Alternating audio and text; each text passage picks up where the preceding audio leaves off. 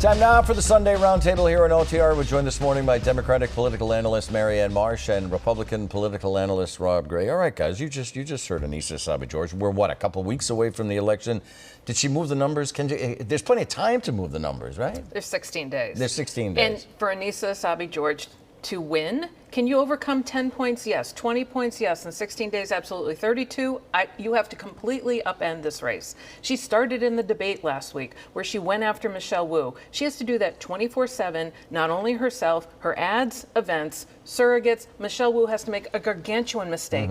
And you need a turnout less than the primary. Then she could do it, but you have to totally blow up this race to change it. You know, Rob, sometimes if you go in the four-corner stall, you lose the game and you lose momentum. But if Michelle Wu is too far ahead, what do you think? Well, I'm not sure if we can believe that poll. We'll see. I think that Essaibi-George is on offense now, and I think that helps her. I mean, Wu's views are out of the mainstream for Boston. And Essaibi-George today, she pointed out rent control, bad idea, way out of the mainstream. She pointed out that Wu is very soft on crime and wants to defund the police. I think these are the types of things she needs to do. Is there enough time left? We'll see. The other thing she needs to do is just turn out the vote. It's a low-interest election. If she can get the moderate and conservative Boston voters out, she can win because it's not going to take that many votes to win. But the race has to look very different than it does today.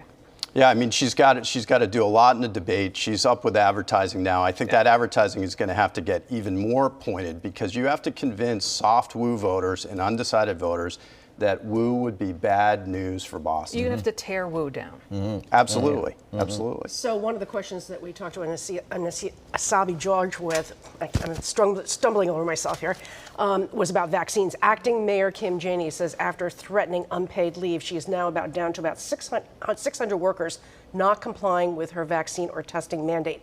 Is she on the right track, and does she fire those who are being obstinate, Rob? I mean, I think she's on the right track. I wonder if she will ultimately fire those workers. I mean, I think this was a message. It's worked somewhat. She's probably gotten a few hundred more or a few thousand more vaccinated than would otherwise do it. But I think these public workers and the state police unions and the other unions who are opposed to these vaccine mandates and fighting back against them in court, they have to remember that they've had their jobs and their full paychecks for 2 years now. People in the private sector have gotten vaccinated. They've lost their businesses. They've lost their livelihoods. These public workers need to get on board. Do you think she'll actually fire them, Marianne? We'll see. It may go to the next mayor, right? It's only a couple of weeks, not that far away. The new mayor would start in November. So the question is, would Michelle Wu fire them? And would Annissa Essaibi-George fire them? That was not clear today from Annissa that she would. She's come around on mandates, but it would come down to that. All these public unions, public worker unions are saying, our workers will quit. Okay, go ahead. But the reality is, when they threaten that, most of them don't. So to Rob's point, it's not very believable. No, is you're a it? public worker. It's not very believable. You're a public servant. It's public health. It's your job to get They like their vaccination. jobs and their pensions, and the unions make a lot of threats, but I think it's a lot of saber really rattling. Shameful. Yeah. Next item, House Speaker Nancy Pelosi says that progressives need to face reality. Their $3.5 trillion infrastructure bill is now down to $2 trillion, and they need to scale back their wish list to get on board. Marianne, I'll start with you. Will Massachusetts progressives do that?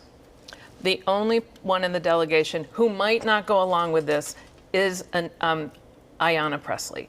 And it would be for one of two reasons. One, she's got a number of items in that Build Back Better bill that she personally sponsored, and it has to do with rent and housing and transportation and free transit and all those things. That might be one. And or if the whole Progressive Caucus decides not to support it, she'll go along with them. Rob. This is a mammoth expansion, a European-like social welfare state. That means that our Massachusetts delegation, who are all big spenders, they love it. It's really $5.5 trillion, not $3.5 trillion when you actually pay for it.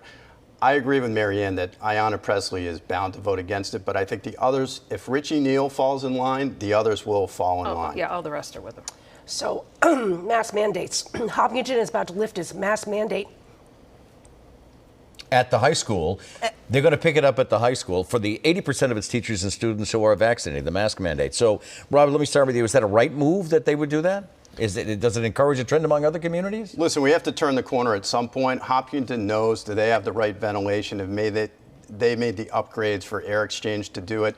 People can still opt to wear a mask, right? But it doesn't have to be a requirement. So we have to draw the line. If we don't draw the line now, when are we going to draw it? Yeah, sometimes, Rob is right. Sometimes people forget there's no law that says you can't wear a mask. If you want to wear the mask, wear the mask. Right, but who's going to enforce this mandate? Yeah. Okay, Hopkinton's being Yeah. responsible, as everybody Yeah. else know, and it only takes Yeah. a couple Proud Boy Oath Keeper Trumpers Yeah. to show up at some meeting to scream about it, and that'll happen here. Who's going to stop them then? That's a great question. Who's going to stop them? Right. then? We continue on the record. Stay with us.